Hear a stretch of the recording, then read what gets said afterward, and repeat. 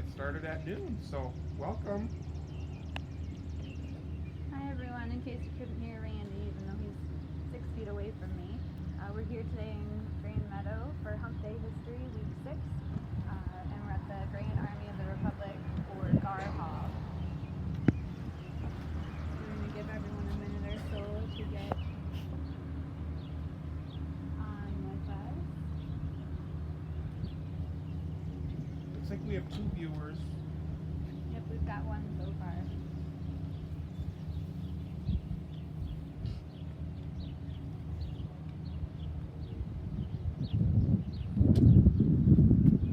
For those just tuning in, we're here in Grand Meadow at the Grand Army of the Republic. I'm curious how many people have been here or haven't been here before.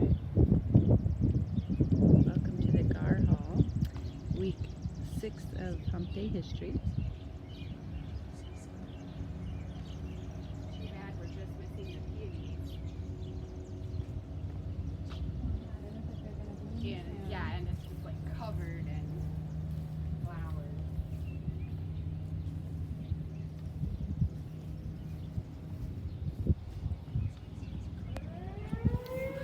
Oh, it's noon. I guess it's noon. I guess it's noon. Well, we're waiting till that's done. Yeah, I guess we'll wait a moment before Jamie gets started. So that was our noon whistle. So I think we're going to go ahead and get started. So we're going to start with, take it away, Jamie. Hey everybody, welcome back to Hump Day History Live, week 6, I think. I feel like I should take these off. As Amanda and Randy already introduced, this is the GAR Hall here in Grand Meadow. One of, I believe, 4 GAR posts in Mower County, and now one of only 2 remaining GAR halls in Minnesota. This is listed on the National Register of Historic Places and has been since I think the mid-80s, 86 I think. And we're just going to talk a little bit about the architecture outside here, and then we'll go inside and look at some of the artifacts and information that's posted. So this is, I actually have the National Register nomination paperwork here, and they describe it in the paperwork as a building has a front-facing gable and projecting gabled front portico, faced in 4-inch wide clapboards with a very steeply pitched roof. And it's described as a Carpenter Gothic style. And I did not know what that meant, so I did some research. Carpenter Gothic, or rural Gothic, was a way that North American architects or building designers, or even just general carpenters, applied Gothic revival architecture elements to wood buildings. And Gothic architecture is typically features stone, but in this way they took those elements and do them in wood, and jigsaw details like that on the corner, that corner window there, ignore the bird's nest, is something that's very indicative of this style, as well as that detail that kind of continues around just above the window and goes all the way around the building there. And the very steep roof, pitched roof, is another example of that Carpenter Gothic or rural Gothic style.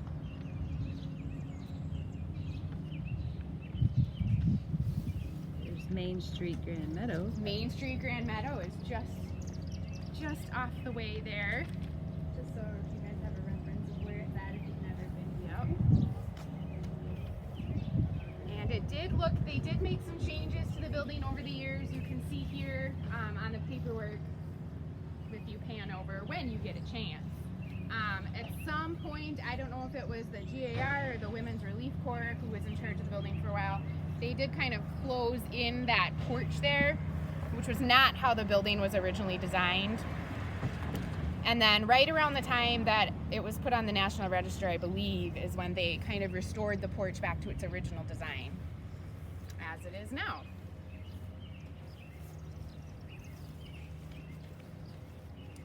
So this building housed booth post 130 in Grand Meadow.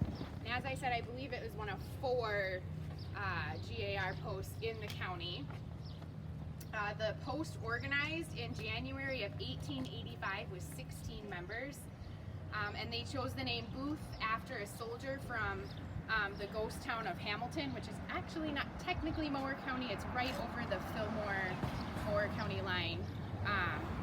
At its peak, they had 156 members here at this post. The Women's Relief Corps post organized in 1889 to assist the men of Booth Post and to help those in need and suffering. Did you want to talk about the flag a little bit before we go inside? We're going to talk a little bit about the flag. This is a 44-star flag that dates to 1891, which would have been the period when this building was operated as the Gar Hall. The 44 star represents Wyoming, which joined the Union on July 10th in 1890. So we thought it was kind of cool to have a flag that represented the time period of the actual building when it was used. Another fun fact is in 1892, the Pledge of Allegiance was first published in a magazine called The Youth's Companion, written by Francis Bellamy. That was when the Pledge of Allegiance was originally published. The words of the Pledge of Allegiance read, "I pledge allegiance to my flag and the republic for which it stands, one nation, indivisible, with liberty and justice for all." So you will notice that it's not quite the same as we know the Pledge of Allegiance today. In 1923, the words were added, "The flag of the United States of America" was added. And then in 1954, in a response to the communist threat of the times, President Eisenhower encouraged Congress to add the words "under God," creating the 31-word pledge that we know today. And Bellamy's daughter, Francis Bellamy was the original author of the Pledge of Allegiance. Bellamy's daughter objected to having "under God" added to the Pledge of Allegiance in that time. So I thought that was kind of interesting to hear about that. Looks like we have a few more people watching. Marianne is watching. Hi Marianne, hi Charles, hi Christy. Show you the plaque here, since this is on the National Register of Historic Places. Commented and said, Hamilton Community Ghost Town Story.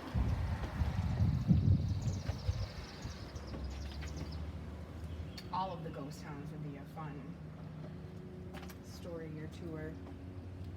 So I think we're going to go inside now. Jamie's going to show us a little bit around inside the building.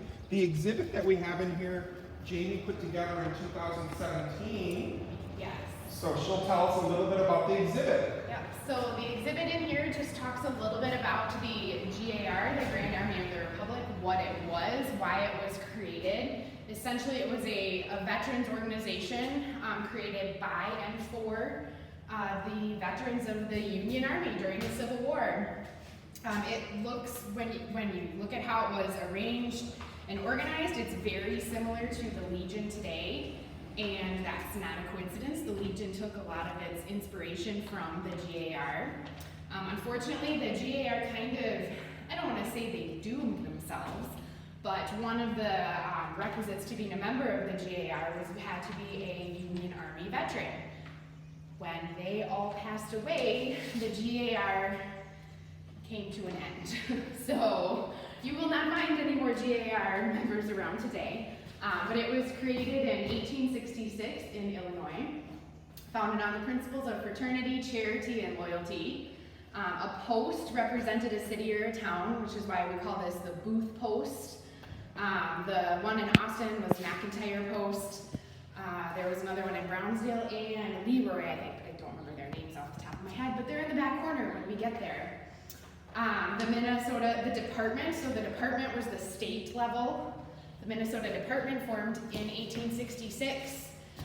The GAR in general at the end of the 60s kind of came to a decline, but then in the 1880s and 1890s was really the heyday of the GAR, and this building was built in 1890.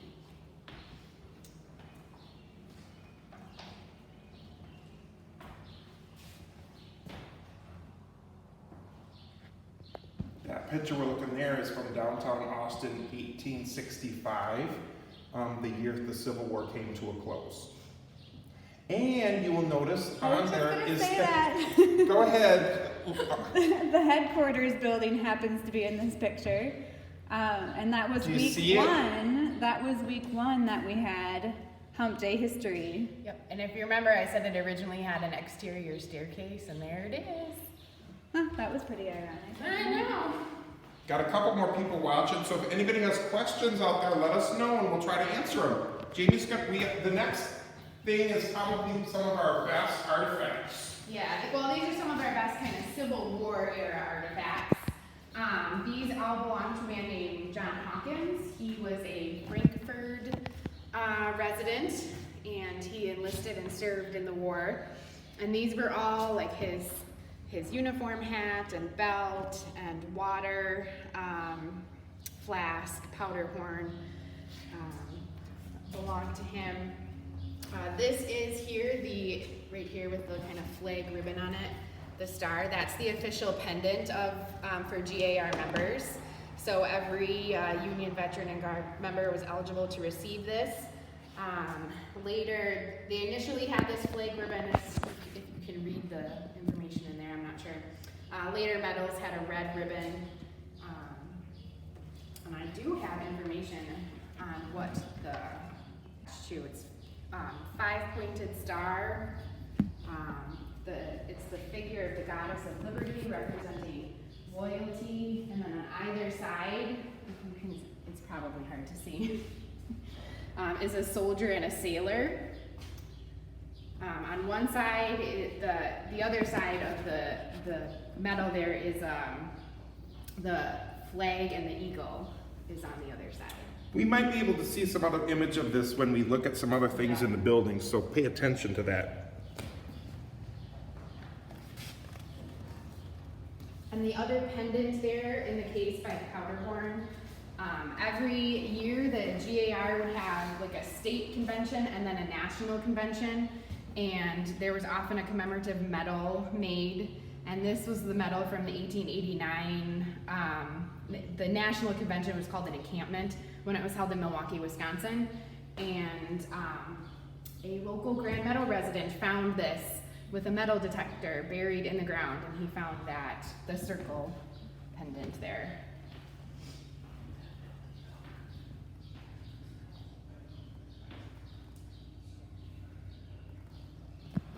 Very cool. Anybody have any questions? Feel free to write questions in the comment box if you have any. Personally, I think this is one of the greatest portraits that we have. So Jamie will tell us a little bit Well, about this it. originally hung in the Exchange State Bank in Grand Meadow, so just kind of down the block a little bit. And it was painted by Josie Greening, and her father founded that bank. And the bank closed during the Great Depression, and it's now the first Farmers and Merchant State Bank. But for many, many years, this portrait hung there in the lobby, I believe. And now it's been moved here. This here is Ingrid Hopta.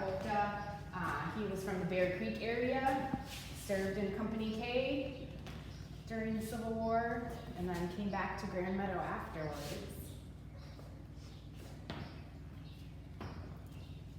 We do have all the windows wide open, you'll notice, which is not generally, museums don't yet usually walk around with wide open windows, but we do not have any electricity in this building, so you wouldn't be able to see anything if we didn't open the windows. Hi, Nancy. A lot of times the GAR veterans participated in the Memorial Day or Decoration Day parades. We talked a little bit about that last week. These are some of the parades that took place in Austin. We have 1912. It's hard to see some of the dates. 1915. I think this is 1910. So you can see the numbers of Civil War vets that lived in Moore County. Here's another image of that same pendant, so you can kind of see in more detail. This is larger.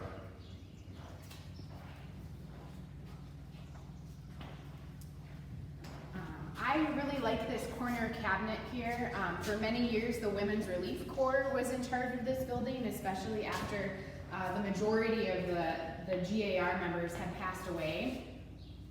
And I really like here, if you can see, there's they must have had like an inventory written along here for when they were doing their different events and things for meetings. So it says like 24 glasses, 30 small pie plates, 38 cups, and I just like, they just wrote it right on the door.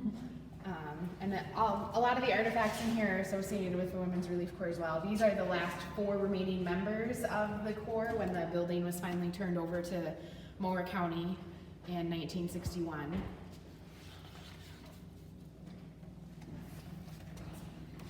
There's a voting box here used by the GAR with the marbles. This is where the term, when you want to talk about if you were blackballed, you would vote with white and black marbles. And lots of different organizations and groups voted this way. But this was the GAR's voting box.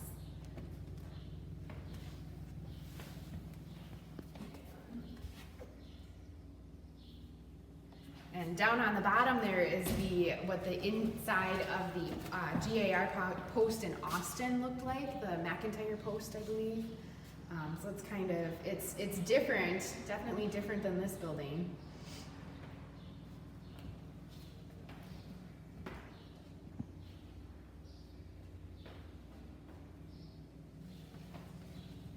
And the banner on the wall here is the banner originally belonging to this post, booth post again.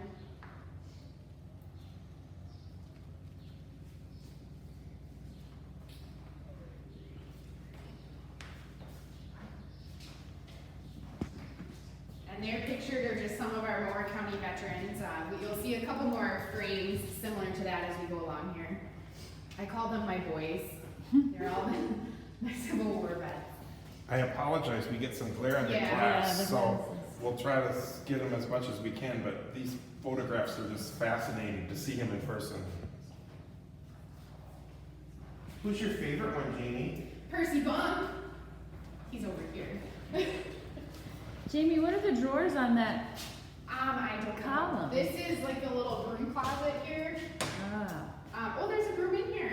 We were looking for a broom before. There's a broom in here. I don't know. I mean, I guess these were just storage of some kind.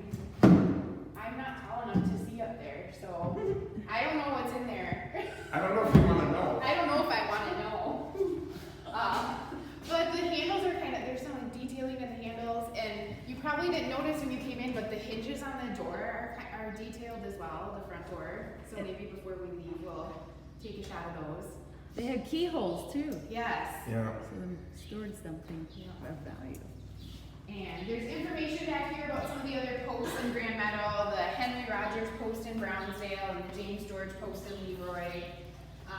There is a mysterious, there was a post just called the Mower Post in Austin, and that was originally listed in the Minnesota GAR records in 1871. But then it's never really mentioned again. So that's the mysterious first Mower County GAR post.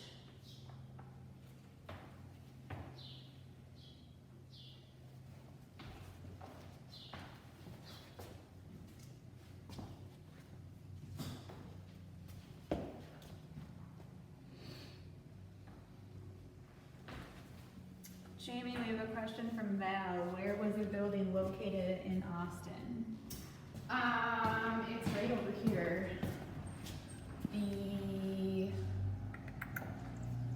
This picture here, it was the Presbyterian Church on St. Paul Street, and I don't know off the top of my head what number that would That's be. First Street. Is it? And when the church closed in 1874, the GAR post in Austin purchased it for their GAR hall.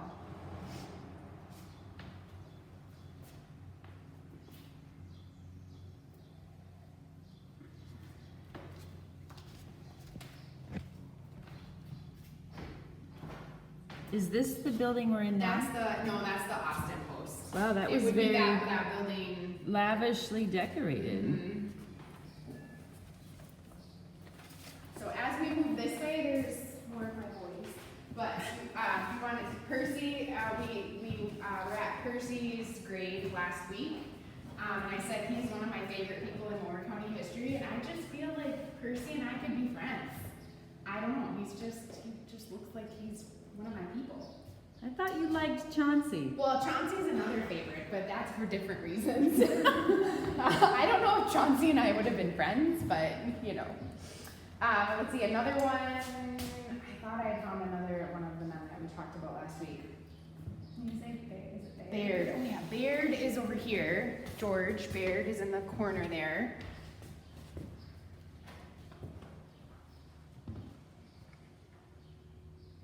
Whiskers were popular. Whiskers. Well, and it's fun to see the variety of whiskers on the men. That's probably one of my favorite. John Hawkins here. He is the gentleman that with the uniform hat and the water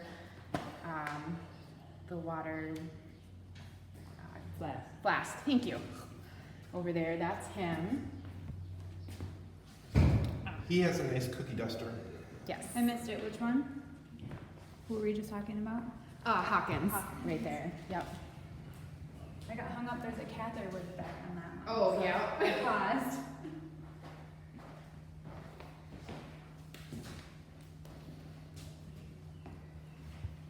And then the exhibit kind of wraps up with how, and I talked about how the GAR kind of came to an end as the members passed away. One of the things they would do to honor their members and fellow veterans as they passed is at the meetings, they would have their vacant chair memorials. And there was kind of a little ceremony associated with it as each man passed away, but one of them, parts of the ceremony included the words, "We shall meet, but we shall miss him. There will be one vacant chair." The Minnesota GAR had peak membership in 1890, but then finally it had to surrender its charter in 1947. And the national organization disbanded in 1949, and that was its last national encampment, and there were only 6 GAR members still living at that time. Many of you probably know the last Union veteran to pass away was a Minnesota boy from Duluth, Albert Wilson, and he passed away in 1956.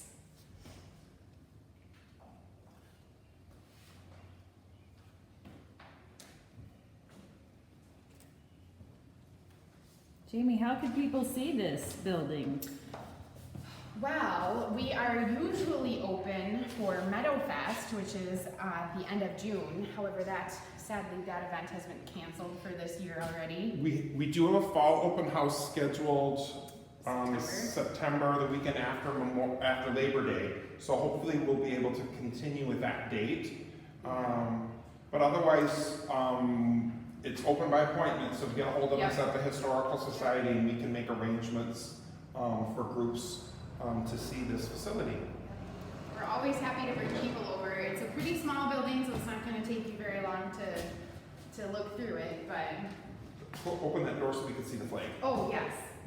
I have notes at the Historical Society, and I don't really have any way to prove them, but they said that this flag, which is a 45-star flag, which didn't you say that's Wyoming? Which would be 45 is Utah, and that came into existence in 1896. Yes, but this flag was supposedly owned by the GAR post in Austin, the McIntyre post.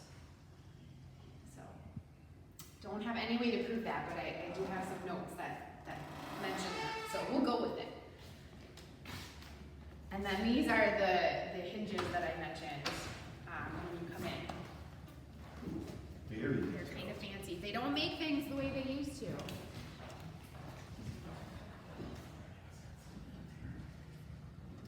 But does anybody have any other questions or comments that you've seen come in? Anyone else have any last minute questions? Now I'm going to pan around, and we have a couple more members of our... Like we I call said, ourselves history nerds or history geeks. Which one is it? I don't know. Like I said, this exhibit was put together in 2017, so we had these were some of our great sponsors that helped provide support for this particular exhibit. The Blooming Prairie Legion Post, American Legion in Lisle, Grand Meadow, Stewartville, Grand Meadow Lions, Claire Allen, Audrey and Alan Oldkey and the Freeborn Mauer Cooperative Services. So thank you for helping us put together this great exhibit. What was in here before you redid it, Jamie? There were some Civil War artifacts. There were just, it talked a little bit more about just Grand Meadow in general. And then there were some World War I things in here. It was kind of talked about a lot of different things. So we decided to focus specifically on the end of the Civil War, the creation of the GAR, and what this hall would have been used for and stood for. I think I read that the floor is maple. Yes. Where did I?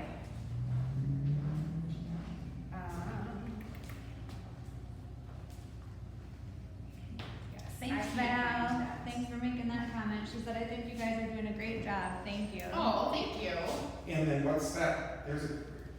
Tell us about the bench. What about the bench?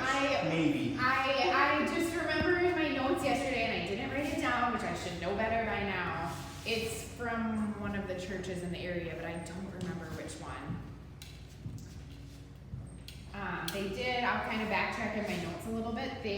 When the GAR post here decided to build this building, in 10 days alone, they raised $523. And then when they did get the building built, they built it in debt-free. So they paid for it entirely in one fell swoop. So good for them.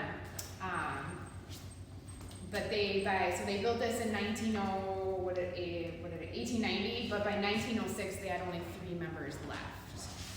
So I just want to show you this photograph.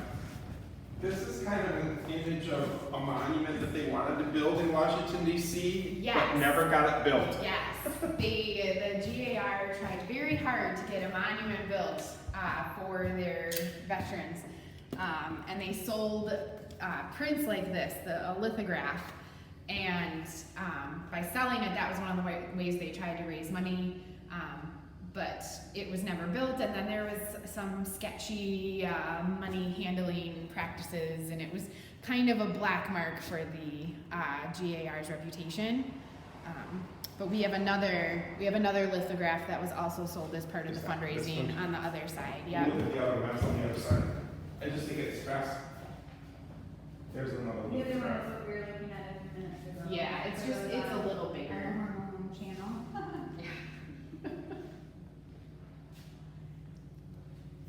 That's your dude, That's Percy. my man Bell. Percy.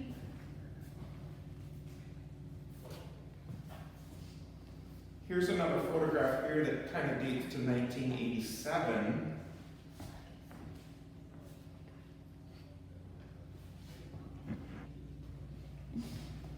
Here, we'll look back and look at did you call them your boys? Jamie's boys. my boys. Any of those names sound familiar to those watching? There should be. There's Fairbanks. We have Fairbanks.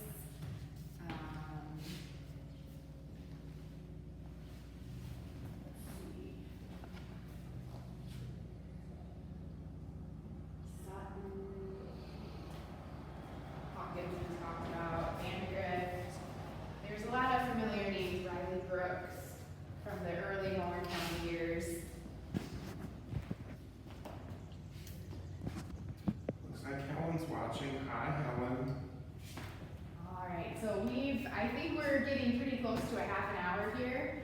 So we're gonna, I think, wrap it up. But if you have any questions, please let us know. If you ever want to come in and see the building, just call the Historical Society. We're always happy to come out here.